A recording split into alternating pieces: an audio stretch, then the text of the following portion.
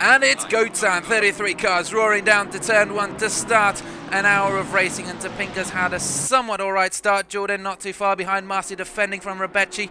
Jordan going around the outside. Morris defending from Limburgs. Oh my goodness, and there's Limburgs going straight on Morris to the outside. A couple cars on the outside. Let's swap to the helicam, and there is chaos happening down further down the grid. Oh my goodness, there are 3 cars facing the wrong way. Malott just got taken out. Oh my goodness, Warburton at the back there, Huben, I see Craddock, I see Janssen, I see another car, there's Rucraft off into the grass. Can he stay out of the way? Yes he can, good job. Craddock going around the outside of 2 hand drivers. There's Novell going slow, 2 orange cars going round the inside, that's Riley and Brum just squeezing past. Oh my goodness, so some crazy action towards the back of the pack. Simmons just swapped positions. Dutton currently right up on the back of the car ahead. Dutton in the Porsche being banged by the side from Simmons, and now he loses the position to Peters as well as they go through the S section. And there seems to be a stationary car somewhere on circuits that is just coming out of turn 7. He's got maybe a slightly better exit. He's got the slipstream. Lavagnos feeling the need to go defensive into turn 1. Really defensive, right back out into the middle of the track, trying to get a little bit of space. Dieringer going around the outside potentially into turn 1. Is this the Honda making the move? No, unfortunately he has to go the longer way around, but he's still there. He's still looking for it. He's still got that inside line potentially into turn 2. He's not quite close enough to claim that position. Oh my goodness, some good space between these drivers. Good racing. Great to see them actually be aware of each other. Now we're going to have to get out the race replays at some point as well, and they are all active, so it does mean that we are good to go when we need them. Not as glitchy or laggy as they were last time. So at the moment Limburg's still up behind Jackson, so we were following Dieringer and Lavagnos at some point, but now we still follow Dieringer. Here we go. Limburg's down the inside into turn 10. That's a very unconventional overtaking spot. Jackson giving him the space. He's still got that inside line. He's still got his nose tucked in, but not quite on the exit. Jackson, the better run. Under braking though, Limburg dives down the inside into turn 12, and he's got that move done. Beautiful bit of overtaking from Limburg's. Brum just dropped a position, and we do have some tight racing further down the grid. Oh my goodness, look at this. 6 cars all battling for the same position. I see Novell, I see Schubert, I see Brum, I see Novo. Oh my goodness, and there's a car going around, one of the orange BMWs. That's Brum, and 3 cars on the exit of turn 13 go round. Taylor making an overtake on Malott as well into turn 1. 2 different classes. Oh, watch out for Fox. Ooh. Almost I had flashbacks of Alton Park. Oh my goodness, and Taylor not quite getting the car stopped in time. Malott having to take a little bit of an evasive action, an evasive maneuver. And there's the move. Pinnell deciding, oh, I'll just go back to the outside. Lavagno saying, thanks, I'll take the inside line, make that position. I've been waiting for this a while. And he takes the next position. Peters having a battle with Piirinen. And we see just the tail end of that on the exit of turn 1, and oh my goodness, someone's gone round Curtis somewhere on track. There we go, facing somewhat the right direction, and he's decided to make a mashup of his front end new mix, and I have to say it doesn't look too bad, but yeah, unfortunately for his race chances that is looking bad. Dieringer and Manchip are also really close.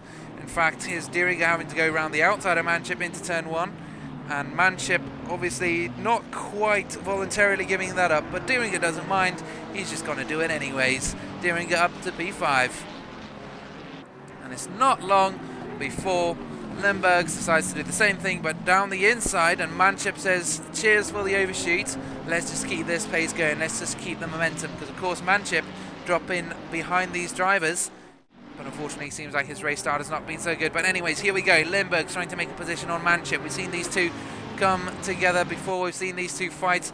And Manchip doesn't decide to do anything about it. He just lets Limburg come down the inside. Standard overtake. Nicely done. Peters, meanwhile, still trying to make some progress up the field. Peters in the BMW about to make a move on Pfeiffer down into turn 1. A little bit of late braking. Yes, very late braking, but he gets it turned in. And easy overtake for him. I suspect Pfeiffer likely lifted off just a little bit, just to let him pass, just to make it slightly easier. Oh my goodness, there's another car, and that is Pirinen into the wall at turn 1. and he's also decided to add a new cooling slot to the front of his car. And you've got Curtis about to make a move on Taylor as well. Two damaged cars, both going wide at turn 2. That's quite funny to watch. It was like a synchronized dance. We've seen synchronized dances before. And yeah, the Ferrari just didn't have the exit speed. And of course he didn't opt to go with the slipstream. But that is Manship wide at turn 1. Jackson says, hey, I don't need the slipstream. Hey, I don't need to make a move into turn 1. Hey, thank you for getting out of the way, sir. A podium finish, let alone a race win. Whoa, and into turn 12. And Manship's gone wide and through goes Simmons. Right through turn 14, and that is Dieringer with a slightly wider exit. Here we go, almost side by side now onto the main straight. Dieringer and Lemberg side by side. Dieringer just ahead. Lemberg's opting to go back into the slipstream down into turn 1 though. Lemberg's now down the inside, and that is Lemberg's making a position up into P5. It's not done yet though. Now it is. Lemberg's up to P5.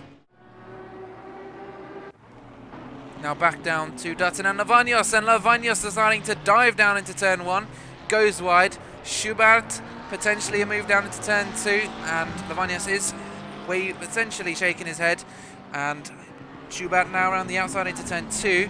Lavagnos is trying to defend. Is this going to be Schubert around the outside of turn 2? He keeps his car there, still within half a car's length, down into turn 3, and that is Schubert just down the inside of Lavagnos, and that is Lavagnos losing traction into turn 4. Now that is a move I have never seen before. That is Schubert up into P11. Brilliant move. Kept it around the outside of turn 2 so that he could get the inside line into turn 3. And he's passed through that right-hander kink. Wow, great overtaking from the driver in that green Ferrari. These two were fighting a little earlier on. It'll be interesting to see how this goes. Lavagnos only 0.1 seconds off Schubert. This little trio of drivers fighting for position. Morris now only 0.2 seconds off Marcy up in P3. And there's the move from Lavagnos down into turn 12. And he's got that move done. Schubert trying to get a response. Round the outside into turn 13. Not a possibility. Here he is on Curtis. Oh my goodness, that was a massive dive. Oh, and that's what started the chaos down at turn 12. And this was the 8-car pile-up. Oh my goodness, there was that chaos. Broom going round, Craddock as well. So could we see a drying track? Is Conti now down the inside into turn 13? Yes it is. He's gone wide though. Malott back down the inside into turn 13. Great racing between these two down at the bottom of the grid, and I think that is Malott opting to head into the pits. Yes, it is. Rampage today. He's been absolutely flying. And when I say rampage, I don't mean the bad kind of rampage. I mean good kind of rampage. Here he goes down the inside into turn 8, turn 9, round the outside of turn 9, into turn 10 and 11, and they come together. They touch, and that is Lemberg's past Marcy. Will he have to give that position back, though? I'm not sure. Again, Lemberg's just choosing not to wait until he can get to a comfortable passing position. He wants that position now. Marcy feeling the pressure though, and there it is down the inside into turn 8. Dieringer, no, not quite far ahead enough to be able to claim that corner. And Marcy just holding on, just giving enough space. But here it is on the exit, same corner as Lemberg's. Will the same thing happen? No, it is clean racing between them. That is Dieringer up to P5 as well. Marcy moving extremely slow. What's happening? Manship getting caught up behind. Marcy maybe feeling the pressure. Oh my goodness, just lets him through. Marcy not having a good day at all. Right through that right-hander. Oh. Lavagnos only 0.2 seconds off of Simmons, so some close racing here for P11. Lavagnos down into turn 13, a late dive, and Simmons, I think there was some contact there. Simmons having to get out of the way. Lavagnos being very aggressive today. So there's Dutton, there's Simmons, there's Chaos, there's Redhead at the back. Oh, it was just a little tap compared to what I thought it was going to be. So there he is, just slightly wide out of turn 1. Novell in the yellow Porsche behind two Porsches battling.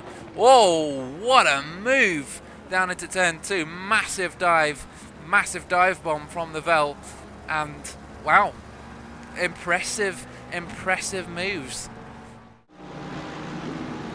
Chaos into turn 1. Oh yeah, there it is. Oh, and it just starts. It's right at the start. Yeah, look at that chaos unfold. Novell straight into the side.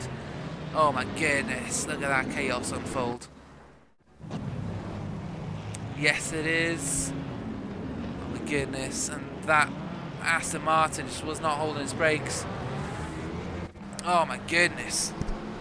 He closed that gap so well in the last couple of laps, but unfortunately it just was not enough to stop the unstoppable Topinka across the line as our race 5 winner for the season 4 championship. And Jordan is happy with the podium nonetheless. And Morris, his first podium of the season. It is finally time for the red Ferrari driver to celebrate up on the podium. It's not quite there, but his manship and the podium is no strange place for him. He's back up at the top step once again. It is another race win for the McLaren driver. Simmons will take P2 23 seconds later, 23 seconds down the grid, and Pfeiffer will take P3 as well. And then finally Pennell coming across the line for yet another race win. He just snuck into the podium positions, but it is a great race for him.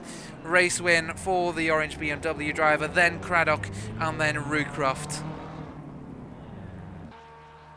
Do we see a race celebration? I'm waiting for it, Pennell. I know you want to do it. There it is. Or trying to, at least.